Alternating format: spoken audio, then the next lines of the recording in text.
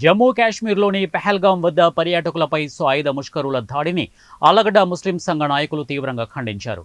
శుక్రవారం మసీదులో ప్రార్థనలు నిర్వహించి శాంతియుత ర్యాలీ నిర్వహించారు.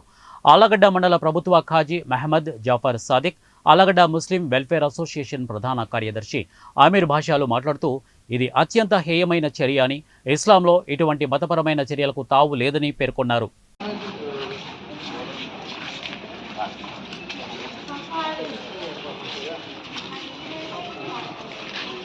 రెండవ తేదీ మధ్యాహ్నం 3 గంటలకు జమ్మూ కాశ్మీర్లోని అనంతనాగ్ జిల్లాలో పెహల్గాం సమీపంన బైరన్ లోయలో ప్రకృతి అందాలను ఆస్వాదిస్తూ వచ్చేటువంటి యాత్రికుల మీద కొందరు ముష్కరులు వారి మీద దాడి చేయడము జరిగింది. ఆ దాడిలో దాదాపు 26 మంది చనిపోవడం జరిగింది.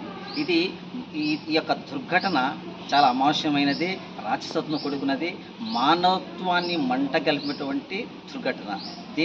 ఈ యొక్క ఖండన మేము ఆలగడ్డ ముస్లిం సోదరులందరూ కూడా ఈరోజు జుమ్మా నమాజ్ తర్వాత సమావేశమై సాదిక్ హజరత్ గారి యొక్క ఆధ్వర్యంలో ఈ కార్యక్రమం మేమందరం కూడా ఖండనిస్తున్నాము.